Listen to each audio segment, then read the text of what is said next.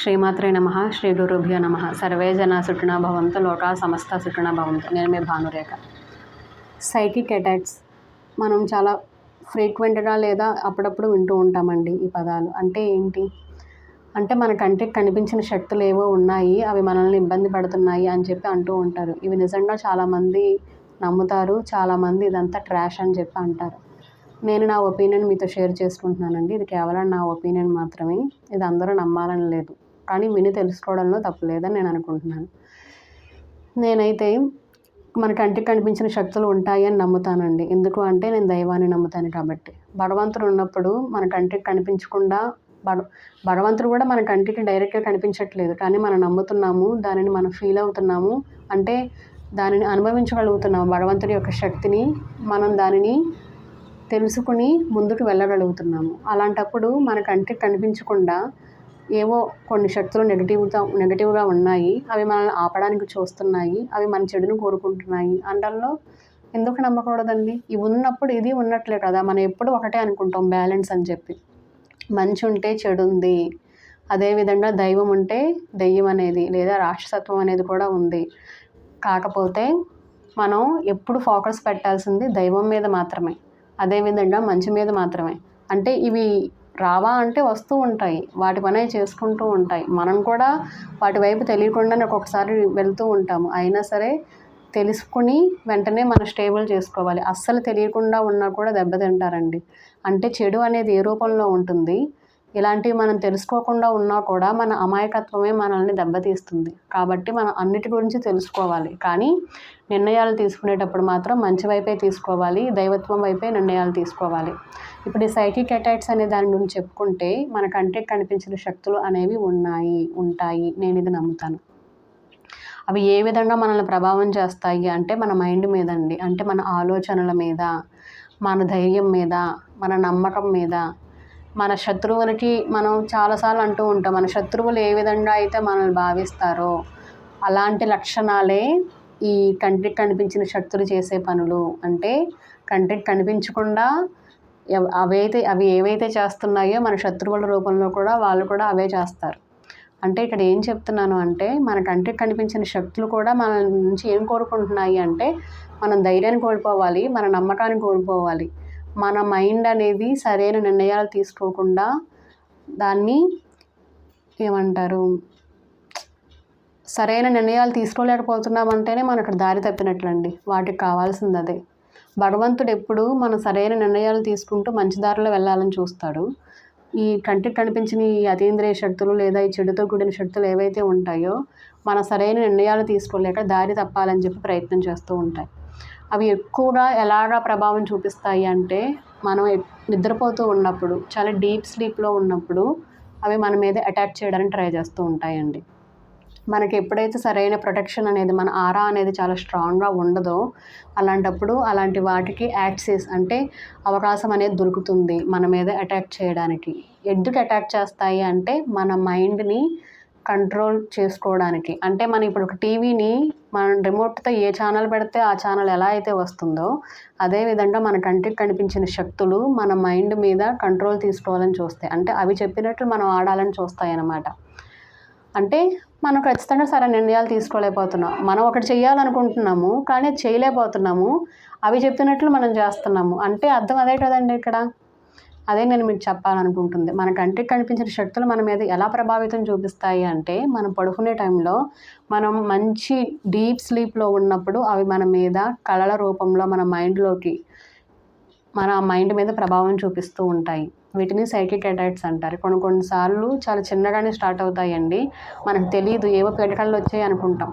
మనం దాన్ని కొంచెం నిర్లక్ష్యం చేస్తే, వాటికి కానీ తెలిసింది అంటే మనకి అవకాశం ఉంది వీళ్ళతో అని అనుకున్నప్పుడు అవి నెమ్మదిగా మన కంటికి కనిపించకుండా పదే అటాక్ చేస్తూ ఉంటాయండి. అంటే ఇలాగా డ్రీమ్స్ రూపంలో పదే రావడము, లేదు అంటే ఒక్కసారి వాటికి అవకాశం దొరికింది అంటే మన మైండ్ మీద కంట్రోల్ కానీ వాళ్ళ చేతుల్లోకి వెళ్ళింది అంటే, ఆ కంటికి కనిపించిన శక్తుల చేతికి ఇంకా అవి ఎప్పుడు కావాలంటే అప్పుడు, ఏ విధంగా కావాలంటే ఆ విధంగా, ఎలా కావాలి అంటే అలాగా మనల్ని ఒక యంత్రంలాగా వాడుకుంటాయండి. ఈ కంటికి కనిపించిన శక్తులకి నిజం చెప్పాలంటే అంత పవర్ ఉండదండి. కానీ వాటికి పవర్ కావాలి అంటే, వాటికి శక్తి కావాలి అంటే వాళ్ళకి మనలాంటి వాళ్ళు అంటే ఎవరైతే ఉంటారో మనుషులు, మన మామూలు ఉంటాం కదండి, మనుషులనే కాదు ఏదైనా ప్రాణం ఉన్న దాంతో అవసరం ఉంటుంది. ఎందుకు అంటే అవి జీవించాలి అంటే వాటికి సపోర్ట్ కావాలి. అవి సపోర్ట్ కోసం చూస్తూ ఉంటాయి. మనం ఎలాగైతే మన జీవితంలో ఎదగడానికి మన అవకాశాల కోసం వెతుకుతూ ఉంటామో, మన కంటికి కనిపించిన శక్తులు కూడా అవి బతకడం కోసం అవి పైలోకాలకి వెళ్ళలేక ఇక్కడ భూమి మీద లేకపోతే ఇలాంటి స్టక్ అయిపోయి అంటే రీచ్ అవ్వలేక అవి అలా ఉండిపోయి అవి అవకాశాల కోసం వెతుకుతూ ఉంటాయి. అవి బ్రతకడం కోసం అంటే చనిపోయిన ఆత్మలే, అవి కనిపించిన శక్తులే, కానీ అవి శక్తివంతంగా పనిచేయాలి అంటే వాటికి కూడా ఏదో ఒక సహాయం కావాలి, అవకాశం కావాలి. అలాంటి మనుషులు ఎవరు దొరుకుతారు, అలాంటి వ్యక్తులు కానీ లేదు అంటే అలాంటి జీవులు కానీ ఏం దొరుకుతాయి అని వెతుకుతూ ఉంటాయి. ఎవరైనా అలాంటి వాళ్ళు కనిపించినప్పుడు ఇక్కడ 2 రకాలు తీసుకోవాలండి. ఒకటి లో వైబ్రేషన్, హై వైబ్రేషన్. హై వైబ్రేషన్స్లో ఉన్న వాళ్ళు అంటే ఎక్కువ మంచి పనులు చేస్తూ దైవానికి దగ్గరగా ఉన్న వాళ్ళ మీద అటాక్ చేయడానికి చూస్తాయి. ఎందుకు అంటే ఇలాంటి వాళ్ళు ఒక్కళ్ళు దొరికితే వాటికి చాలా శక్తి వస్తుంది. కాబట్టి అలాంటి వాళ్ళ మీద అటాక్ చేయడానికి ఎక్కువగా ప్రయత్నాలు జరుగుతూ ఉంటాయి. లో వైబ్రేషన్లో ఉన్న వాళ్ళు ఆల్మోస్ట్ ఎవరైతే చాలా తక్కువ వైబ్రేషన్స్లో ఉంటారో వాళ్ళ మీద నమ్మకం ఉండదు, వాళ్ళు చేసే పనుల మీద సరైన అవగాహన ఉండదు. ఇవన్నీ కూడా మన కంటికి కనిపించకుండా ఏవైతే ఉంటాయో వాటితో మ్యాచ్ అవుతాయండి. కాబట్టి అలాంటివి ఈజీగా ఇలాంటి వాళ్ళని మ్యానిపులేట్ చేయగలవు. అంటే వాటికి కావాల్సిన రిమోట్ దొరికినట్టే అనమాట.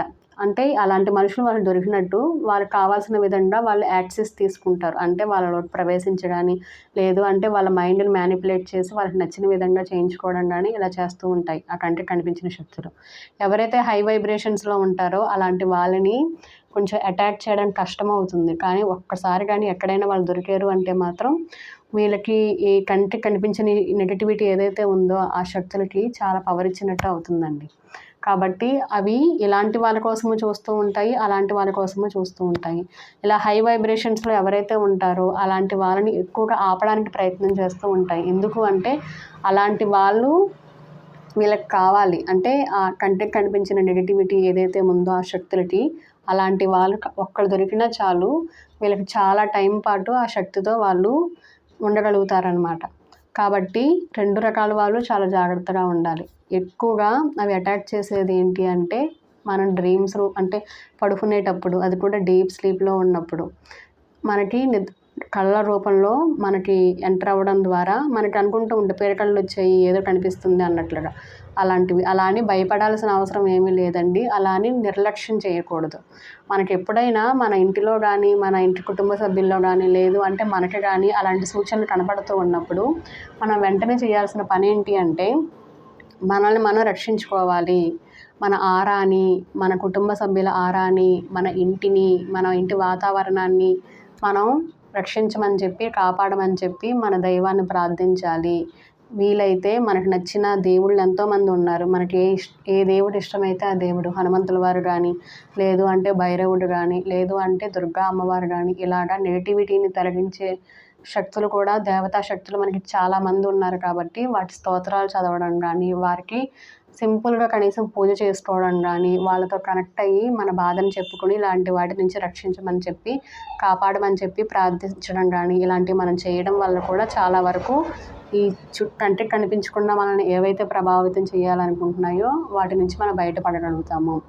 ఇంతే కాకుండా ఆ కంటికి కనిపించిన నెగటివ్ శక్తులు ఏవైతే ఉన్నాయో అవి ఇంకో రకంగా కూడా మనల్ని అటాక్ చేస్తూ ఉంటాయి. ఎలాగా అంటే ఇలాగ ఎవరైతే లో వైబ్రేషన్స్లో ఉంటారో అలాంటి వాళ్ళ మైండ్స్ని మ్యానిపులేట్ చేసి, అంటే అలాంటి వాళ్ళని ప్రభావితం చేసి మనల్ని ఇబ్బంది పెట్టాలని చూస్తూ ఉంటాయి. అంటే ఎవరైతే కొంచెం హై వైబ్రేషన్స్లో ఉంటారో అలాంటి వాళ్ళు చేసే పనులకు ఆటంకం కలిగించాలని చెప్పి చూస్తూ ఉంటాయి.